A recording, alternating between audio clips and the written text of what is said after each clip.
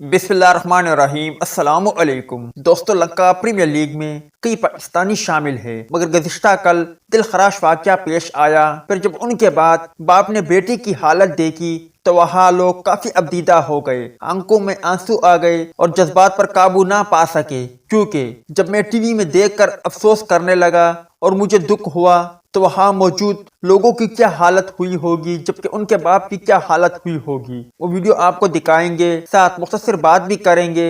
बस गुजारिश है कि अपने माँ बाप को कभी दुख और परेशानी ना दो। दोस्तों, हुआ कुछ यूं कि लंका प्रीमियर लीग में मैच जारी था। 15वीं ओवर की खेल में प्रदीप बॉलिंग कर रहे थे, बंदारा बैटिंग। प्रदीप की लेग साइड पर गेंद आजम खान की जानिब आई, पहले जमीन पर लगी, फिर आजम खान के सर पर लगी। सर पर लगते ही आजम खान गिरे। ये मंजर देखते ही मोइन खान भागते हुए ग्राउंड में आए। जब उनके बेटे को स्ट्रेचर में ले जा रहे थे तो इस दौरान मोइन खान को भी ग्राउंड में देखा जा सकता है और आप देख सकते हो कि मोइन खान कितने अबदीदा है। इसके अलावा दीगर खिलाड़ी और इमाद वसीम भी वहाँ मौजूद है। ताहम जराये से जो खबर मौसूल हुई है उनमें कहा जा रहा है कि आजम खान अब खतरे से बाहर है और आजम खान जल्द इन एक्शन में होंगे।